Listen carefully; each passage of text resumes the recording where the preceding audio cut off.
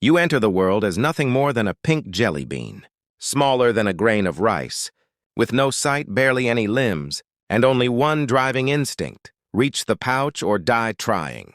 You're not alone in this desperate struggle. Around 30 of your siblings emerge alongside you, all competing for just 4 available nipples inside your mother's pouch. The math is brutal. 4 survivors, 26 casualties. Nature doesn't offer participation trophies in this competition. The journey from birth canal to pouch is your first monumental challenge. It's a blind 3-hour crawl through your mother's fur. Your back legs are practically non-existent, but your front limbs are just developed enough to drag your microscopic body forward. You follow invisible chemical trails your mother has thoughtfully laid down, scent markers leading from her birth canal to the pouch entrance. Without these olfactory breadcrumbs, you'd have no chance at all. If you do make it to the pouch, and statistically you probably won't, the real battle begins. Finding the entrance was just the qualifier. Now you need to locate one of those 4 precious nipples inside the dark, warm chamber. When you finally find one and latch on, something remarkable happens. The nipple swells inside your mouth, essentially locking you in place. It's a biological seatbelt that ensures you won't be dislodged during your mother's rough-and-tumble daily activities. While you're safely attached, growing and developing, your unlatched siblings face a grim fate outside. Their lives end before they've truly begun. Victims of the harshest selection process imaginable.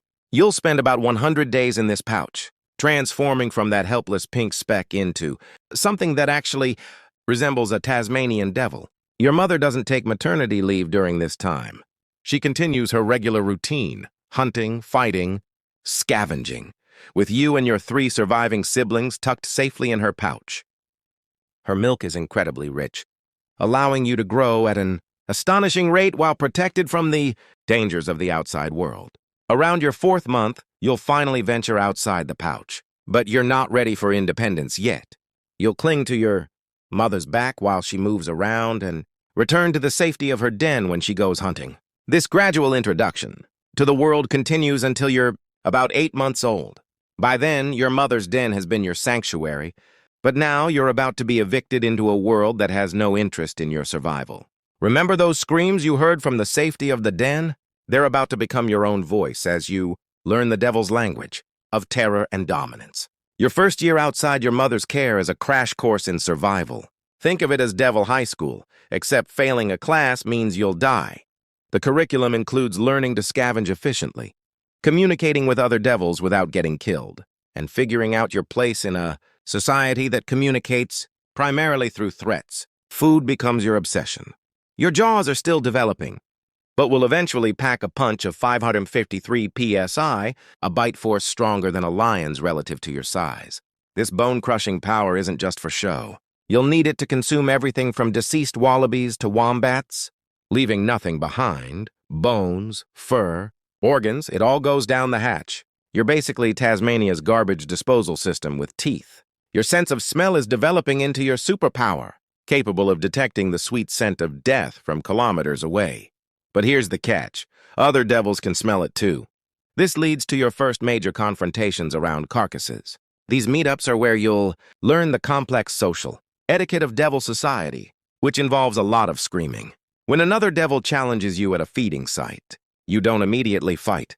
Instead, you open your mouth to a jaw-dropping 80 degrees, showing off your impressive dental work. Your ears flush bright pink with blood, a warning sign that you're not to be messed with. These displays are usually enough to establish who eats first without anyone losing an ear. The screams you produce during these standoffs would make horror movie directors jealous. These bone-chilling vocalizations, a mix of growls, screeches, and wails that sound like someone being murdered in the woods, gave your species its name. When European settlers first heard them echoing through Tasmania's forests at night, they thought actual demons were lurking in the darkness. By your 2nd birthday, you've graduated to full independence. You'll claim territory spanning up to 10 square miles, marking it with your scent and defending it from trespassers. Your home range needs to be large enough to provide sufficient scavenging opportunities, but not so large that you waste energy patrolling it. Your carefully established territory is about to become a dating app and fight club rolled into one.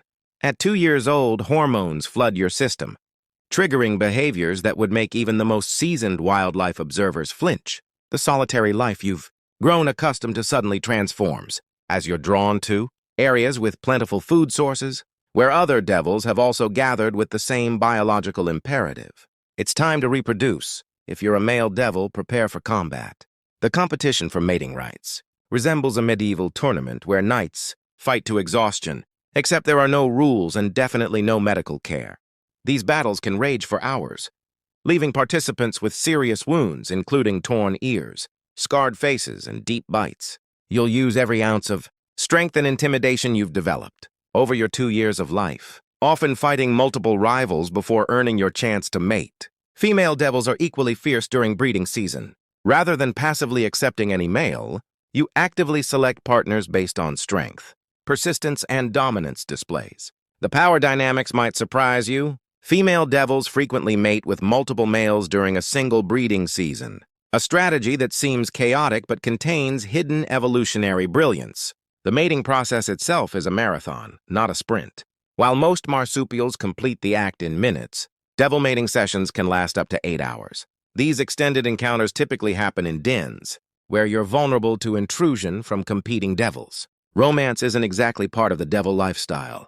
Female devils have evolved one of nature's most sophisticated reproductive adaptations. After mating with multiple males, you can store different sperm samples and selectively fertilize your eggs, essentially choosing the father of your offspring. After the mating process has ended, this remarkable biological trick allows you to hedge your reproductive bets, selecting the genetically superior father without limiting your options beforehand. The clock ticks quickly after mating.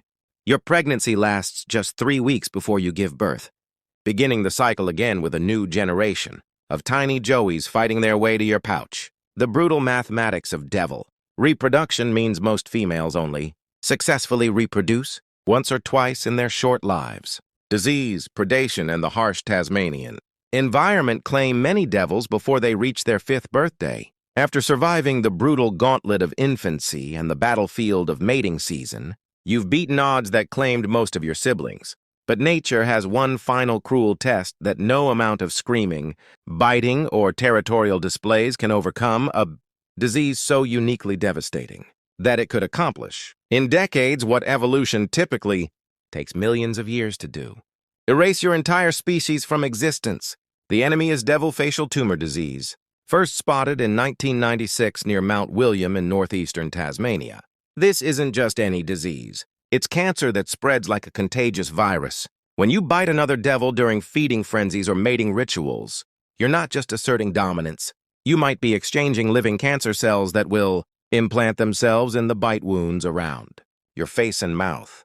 Within months of infection, grotesque tumors begin to swell around your snout and jaw. As they grow, they distort your face beyond recognition, making it increasingly difficult to eat. Most infected devils face a grim 6-month countdown to starvation once symptoms appear. The disease's perfect transmission method, combined with the bite-heavy social interactions that define your species, has resulted in population crashes of over 80% in some areas of Tasmania. By age 3, when you should be in your prime, you now face a 50 to 60% chance of encountering this disease in many parts of Tasmania. The math is brutal. Your wild lifespan should be 5 to 6 years, but DFTD cuts that down to just 3 years. For many devils, barely enough time to contribute to the next generation.